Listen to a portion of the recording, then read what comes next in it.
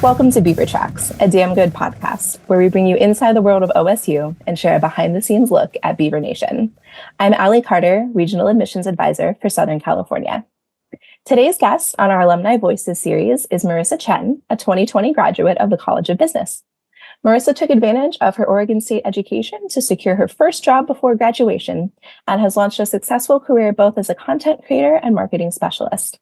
She currently works for Columbia Sportswear and is their international marketing coordinator, and I'm really excited to learn more about her and share her OSU journey with all of you today. Marisa, thanks for joining us. Thank you so much for having me today. So let's start at the beginning. Are you originally from Oregon? I am born and raised in Salem, Oregon, and this will probably be where I am for the rest of my life. I love it. So just up the road from OSU. So when you were in high school, what made you want to choose Oregon State? So I really had a couple of different options for college, and I think the journey to finding the right college is such a pivotal one for so many young people. Originally was actually interested in going somewhere in California, where you guys are from, either in the Bay Area or Southern California, but ultimately decided to stay closer to home. Growing up in Salem, it was right down the road from where my parents lived. And honestly, it was just a feeling once I decided to tour Oregon State. Now that I think about it, I actually remember I was considering University of Oregon, as shameful as that is. And my dad told me that I should check out OSU instead. He heard that they had a great business program, took me down there for a tour one day. And as soon as I stepped foot on campus, I knew that that was the place for me. It was just the feeling that I had. I think being in the college town and the business faculty that I met on that tour, I don't know, just really resonated with me. And from there, it wasn't an option, and Oregon State was where I wanted to be. I love that. Grace and I were actually just talking about how important it is to actually visit campus and see it for yourself. We have some students right now who are trying to make that decision in these next few weeks. And so it's always really fun to know that they're able to visit campus and really kind of get that special feeling for themselves. So I'm glad to hear that. Yeah, glad to hear that happen for you. So your Bachelor of Science is in merchandising management. Is that right? Correct. And I believe it was later in my freshman year, I joined the Honors College. And so I did a bit of curriculum with them as well, and then a thesis towards the end of my time at OSU. That's awesome. Definitely want to make sure we take some time to talk about your Honors College experience too. But let's start with business. So did you know right away that you wanted to major in business, or was that something that you decided later? I think by the time I got to college, yes, but it was a long journey to figure out what I wanted to go into. I think during high school, I really tried to take every elective I possibly could, from, I think there was a youth and law class to accounting to like childhood development, I think was one of them, to try and find what landed for me. But I knew going into college that I was very interested in business. My dad is a business owner and entrepreneur. So growing up around, I guess, that kind of energy always intrigued me. And then I always just had an innate love for fashion, I guess, which before college was really just putting together outfits and having my friends tell me, oh, that looks really cute. Where'd you get it from? But I was like, you know what, maybe I can turn that into a career doing something in merchandising management, which when I talked to counselors prior to going to OSU and declaring my major, my impression of it was that it was really a mix of like retail management and business management put together. And I felt like that was general enough that I didn't have to be a merchandiser necessarily, but it was also specific enough to my interests that it would keep me going and inspired throughout my time at Oregon State. And that was the degree I ended up graduating with. I love that. So tell us a little bit more about your time in the Honors College and your thesis project. I always love hearing about what students chose for their thesis. Yeah, so I think that my experience at the Honors College really enhanced my education overall at Oregon State, because the curriculum is really set on just broadening students' worldview, I guess, and our perspectives, and challenging the way that we think. And so the classes were very different than like a 100 level lecture hall or something like that. My classes had maybe like 15 to 20 students in them, and they were about the most abstract topics you could think of. Sometimes we were trying to solve, societal problems that you hear about all the time within like our little bubble, and then pitch those back to our professor, or we'd be reviewing literature. I remember taking a class about leadership and the way that people think and how we can influence them. So yeah, they were just such a fun change of pace. And I think one of the biggest selling points to the honors college once it came time to graduation for me was that I got to do undergraduate research and work on a thesis with them. So my thesis was really concentrated on, sorry, I'm actually trying to remember the official title of it, but it was basically how fashion bloggers or influencers, as we know it now, impact consumer purchase decisions. So we can get into this a little bit later in the podcast, but during my time at college, I started a fashion blog, which eventually led to influencer marketing and then content creation. But at that time, I was doing research about how influencers and fashion bloggers influence our purchasing decisions, and kind of got to weave that into the marketing and consumer insights and merchandising that I was learning in my normal classes, and then kind of take that to another level based on my unique experiences and being able to talk about that research after college and trying to find my first job was really valuable.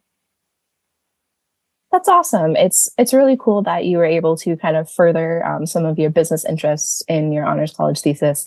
And I think that's a really relevant topic. I am definitely curious to hear more because I think about just, the ways that even I get influenced by certain, influencers, bloggers, things like that. And so I'm definitely really interested in that topic. So let's take a step back for a second and talk a little bit about just kind of your time at OSU in general. Like, do you have any favorite classes that you remember or favorite memories that you might want to share?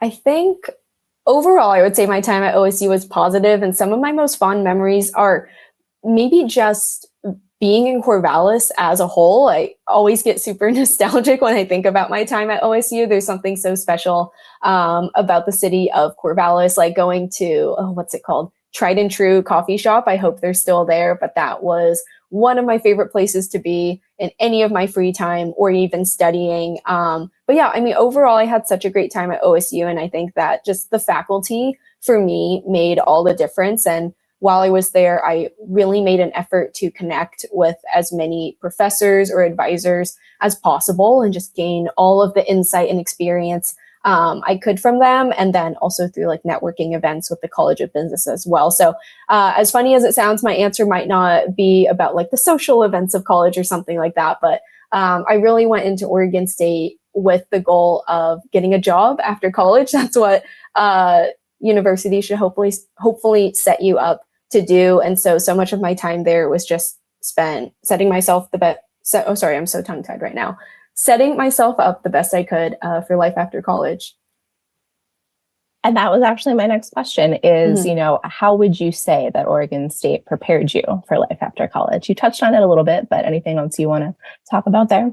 Yeah, I think the most tangible example, and this is specific to the College of Business. Unfortunately, I don't have a lot of insight to the other colleges, but I think that Austin Hall and the Career Success Center does an incredible job of putting on events for business students for us to connect with people in industry. Like I remember we could attend events on Friday and some of them are mandatory. So that isn't always super fun, but there were so many that you could sign up for. Every week was like a different industry, whether you were accounting or marketing, finance, business management. Like there were so many events that you could sign up for. Some of them were like larger lectures with a panel that you would listen to in one of the big lecture halls.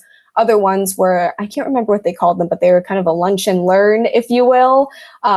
So you get to just eat and chat with an executive or something like that. And those were some of the most pivotal moments for me in my time at the College of Business, because yes, I majored in merchandising management, but I ended up going into a marketing career right after college. And I think that as students, sometimes you get caught up in just the title of your degree versus what you're actually interested in. And there are so many opportunities to broaden your experience and your knowledge while you're in school. And so I was still kind of dipping my toes in marketing and merchandising at the same time, and being able to attend those events not only solidified my decision in wanting to pivot to marketing, but I also think just, set me up to have the most realistic expectations for going into the marketing industry after school.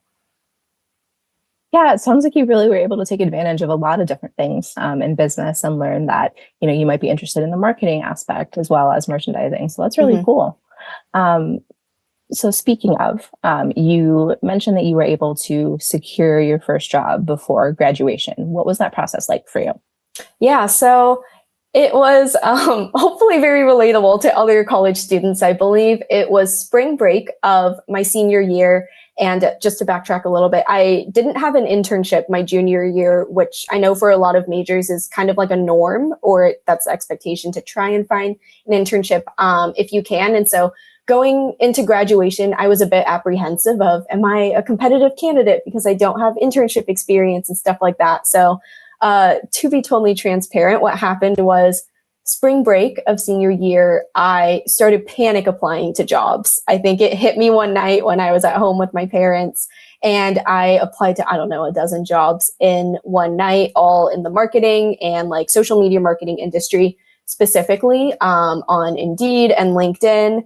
I believe that was a Friday, and the Monday after that, I got an email from one of the jobs that I had applied for. They said they were super interested in interviewing me, and it ended up being for a local fitness apparel company, just a small business up in Portland, and they were interested in taking someone on as soon as possible. So I only had a few credits left my spring term of senior year, so I was really fortunate to be able to kind of finish up school part-time and then also start that job part-time before I officially graduated. All the while COVID was also starting to happen at the same time. So it was a bit of a wild experience, but hopefully relatable to some other students. Definitely. I remember that feeling really well of spring of senior year going, oh my God, what am I going to do next? So right. I think that's definitely relatable. So let's talk a little bit about your social media platform. So you said that you started doing like fashion and things like that. Was that earlier on in your college experience? Yeah, so I started a fashion blog my freshman year at Oregon State. I actually think I started it maybe a month before I moved into the dorms. I was building my own little website at home. And the reason that I started a fashion blog was knowing that I was going into merchandising management. People in that major typically create a fairly traditional portfolio. It's like a line plan or something that they've merchandised or created themselves. And I was just thinking like, you know, I feel like I'm really creative. I kind of have this entrepreneurial spirit about me. I want to try and create a digital portfolio for myself somehow. And at the time, influencer marketing wasn't a thing. Influencers, as we know it now, did not exist, but fashion bloggers did. And I followed so many of them on YouTube. I would read their blogs online or follow them on Instagram. And I was like, you know what, maybe there's something there where I can kind of replicate what they do and through a fashion blog show my ability to create a product line or merchandise, you know, a collection, but I can do it in a digital format, which I think will be a lot different than other people. So I started that fashion blog. I was posting on my website, and then I would share little snippets on, I think, a Facebook page or to my Instagram followers who at the time were like 600 people that I went to high school or, you know, met my freshman year at OSU. And it just ended up snowballing from there. I was working with some other students I met in the College of Business who were photographers, like freelance photographers, and we would take photos around Corvallis and on campus of my outfits, and then I would post about it. And by 2018, it had like fully evolved to influencer marketing, but I didn't realize it at the time. That was around the time that Instagram was just going exponentially with travel influencers and kind of like, you know, aspirational content where you would see people taking these like really filtered and posed photos. And so I entered the industry at a really optimal time, I think, realized that I could kind of make a career out of it and that there was really something there. And so it just became my passion project all throughout school and kept me busy most of my days outside of class. That's awesome. And it's, I think, also a really cool way for you to be able to look back on, you know, your time in college and like a really cool record, almost like a digital scrapbook of like the things that you were wearing, the things that you were learning 100%. And talking about. Yeah, I think that's really cool.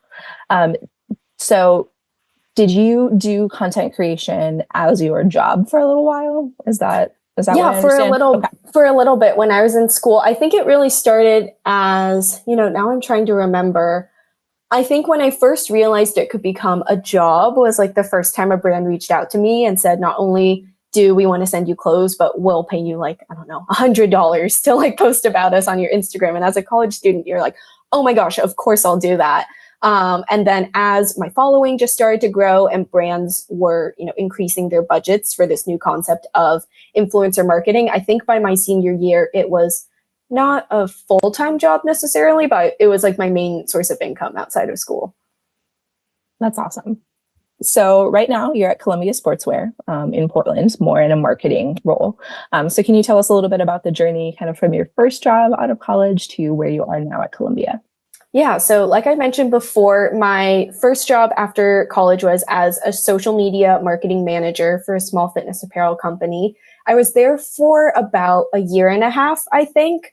It was a really small company. I mean, like less than 10 people. And so we all got to wear a lot of hats. From what I remember, my office was their warehouse out in Camas, Washington. So it wasn't a glamorous job by any means, but I just got so much marketing experience there. I got to own every marketing channel that they were on, which was, I think at the time, Instagram, Facebook. We were dabbling in TikTok and then like working with a marketing agency and a digital agency. And so, yeah, it gave me so much experience right out of college, which I'm really thankful for, but in like a slightly less competitive environment because it was for a small local business. After that job, I spent about a year and a half, I think, doing freelance. I just felt some calling in me, I think, and this was also during COVID, to just have a more balanced lifestyle, and thought with the state of the world that would be a great time to do that. So I dabbled in some work at a PR agency, a creative agency as well, which I can kind of talk a little bit about. And then also just dedicated more of my time to my content creation business. But then after that, decided to make the pivot to corporate, which is a complete 180. But before I say a little bit about my job at Columbia, I just want to say, like, I guess to any students who are listening, to not be afraid to make a pivot. Or if you're in your major in college and you're like, oh, I don't know if this is for me, just know that like you have time and you have options to figure things out. Like, I think that my career journey is a testament to that. I went from merchandising to a social media manager to freelance, and now I work in international marketing at Columbia. It's all about just like finding the connections between your experience and what new opportunities spark you. So my job at Columbia Sportswear right now, I'm the international marketing coordinator for the distributor regions. So a little bit of background about Columbia. Our business is split into basically different regions around the world. So there's the US business, which is what we all know Columbia Sportswear as. And then we have a few different countries who are in subsidiaries. And these are different countries that are very established, and our brand is very established in them. So some of those countries include Canada, the EU, Korea, Japan, and China. And then the international region that I work in, which I will refer to as either like distributors or the emerging markets.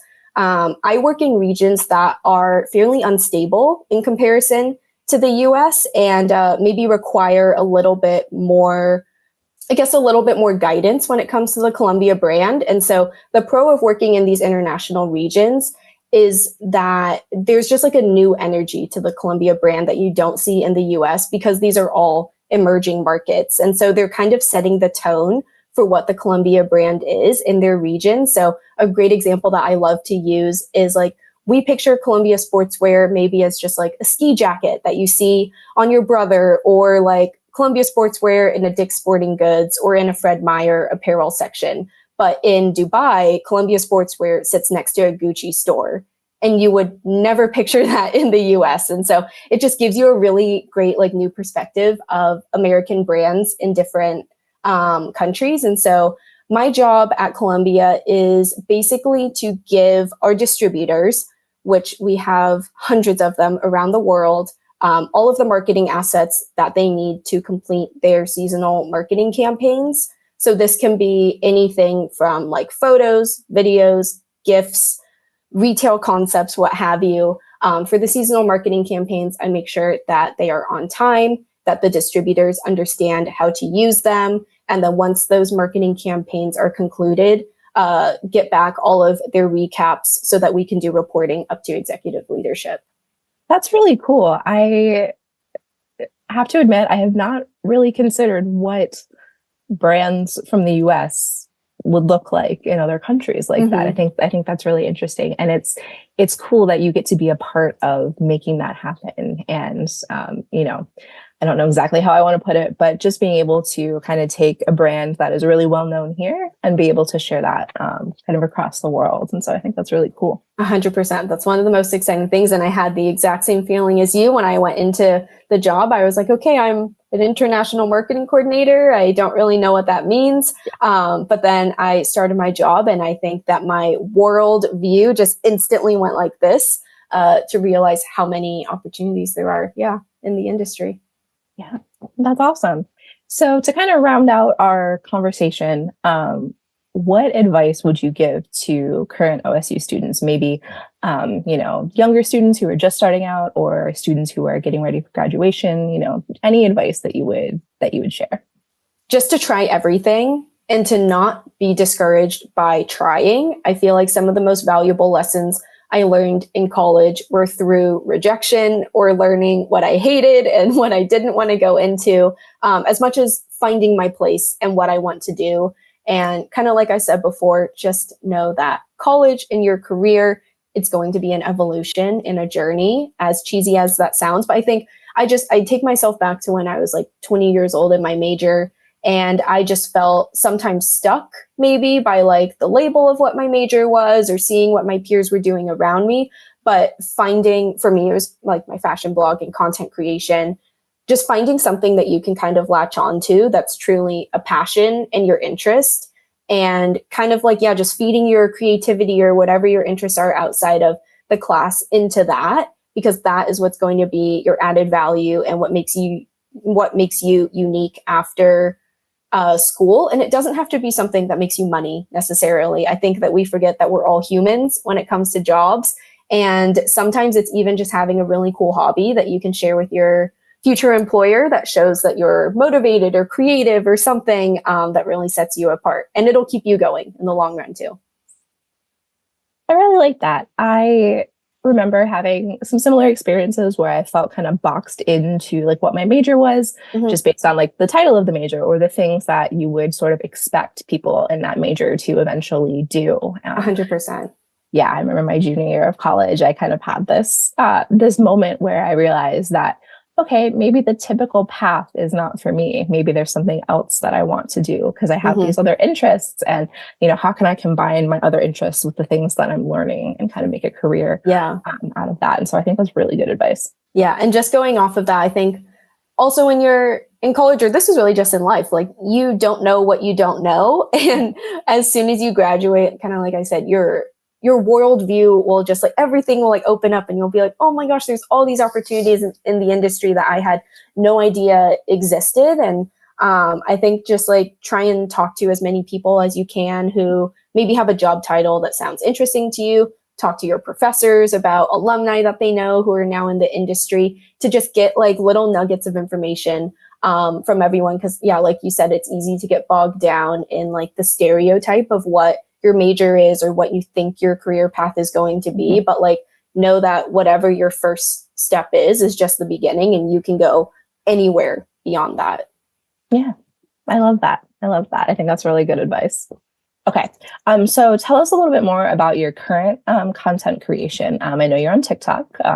And so what types of like brands or partnerships have you been working with recently? Yeah, so my personal business, Marisa K, so I'll call it. K is my middle name. I've been working on this business for, I think, going on 8 years now. August will be 8 years of content creation. And I'm currently active on TikTok as my biggest platform. Instagram is my longest standing one, but has kind of plateaued a little bit with the changes of the industry. And then I'm also on YouTube, and all of my content is grounded in the fashion and lifestyle space, mainly fashion. And that really is still true from when I started in college, just sharing my personal style, which is like very casual, easy to style. And I can kind of give, tidbits of advice of how to style outfits easily, how to piece things together to make them more versatile and things like that. have some really great partnerships that I've gotten to work on over the years. One of my favorite ones is Abercrombie and Fitch, a brand that I think we all know. I started working with them during college, actually, and absolutely blew my mind that I had that opportunity back then. And that was when they were first starting out in influencer marketing. So I think that they sent me like 3 pieces of clothing and asked me to take some photos to post on Instagram. And the first time I saw my photo on their feed, I was like, oh my gosh, I made it. This is it. And so it's just so amazing to be able to say this many years later that I still get to work with them on a paid basis now. And quite often, I also just did a partnership with Marriott Bonvoy, the hotel company. And that was a really exciting partnership, actually, for the NCAA Women's Final Four. I think that who were the 2 schools that we watched? Now I'm totally blanking on who they were, but it was a really exciting opportunity. The Women's Final Four and the Women's Elite 8 were in Portland, and then we were promoting the Final Four for the following week. So it was a really exciting opportunity for Marriott to come here. They are the official hotel partner of the NCAA. So we did a couple of different campaigns with them, doing like content that's specific to Portland, promoting tourism and local businesses, and just like what you can do when you stay at one of their hotels in the city of Portland. And then the other aspect was highlighting the Women's Elite 8 and the NCAA as a whole. So that was a really fun partnership that I got to work on recently. That is a really fun partnership. And I think it's super cool that women's sports are becoming really more well-known. There were some games this year that like the UConn Iowa game, for example, was like one of the most watched college sports games ever. And I think it's really cool that you got to participate in that in some way. 100%. I went on a deep dive into women's sports afterwards, because I'm going to be honest, I don't follow women's sports super closely, or at least basketball in season. And that just reminded me, the game that I watched was USC versus UConn, and it was just like incredible. I've been to a lot of Trailblazer games, which is a very different bracket of sports, but just like seeing these young women have so much heart and passion for the sport, like you could just tell how bad each team wanted to go into the Final Four was like so inspiring in some way. And like seeing the winning team hug each other and have their family on the court afterwards was like, yeah, it was just amazing to see. Yeah, which is really cool. And the Oregon State women's team also made it to the playoffs this year. Yes, which is amazing. Yeah, so exciting for us. I feel like we're usually more well known for things like baseball or football. And so it's really fun to see, one of our women's sports getting a lot of national attention. So for sure. Yeah, that's very cool. Well, Marisa, I just want to say thank you so much for spending some time with us today on Beaver Tracks. It was really fun hearing about your OSU experience. Before we let you go, we have a couple things. First thing is that I always like to do a little round of this or that with some of our podcast guests. So I'll give you a few things to choose between. So first thing, do you like spring or fall better? Fall. I would have to agree that the changing leaves, like especially in Corvallis in Oregon, are just especially up here. Yeah, it's a lead. Playlists or podcasts? Ooh, oh, that's so hard. I want to say both. It depends on my mood, but probably playlists. I take pride in being able to curate like the perfect feeling of a playlist. So I'll go with that one. I love that. Do you prefer to drive or be the passenger? Drive, because I get motion sickness really easily. That's a great reason. Waffles or pancakes? Pancakes. I agree. And then orange or black? Black.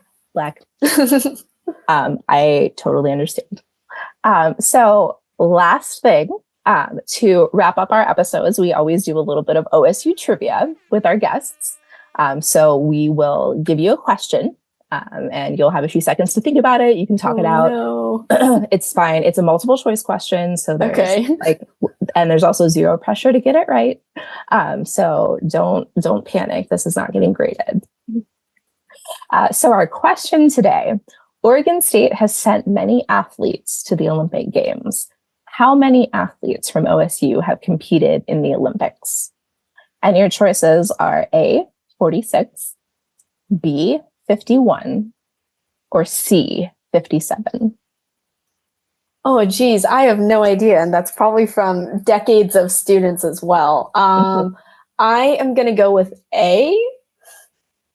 It's actually C. So it's actually 57. That's a lot. That's a lot of people. It is a lot. I don't know what school has sent the most, but I think that we're probably pretty up there. So that's something to look forward to as the Summer Olympics are coming up in a few months.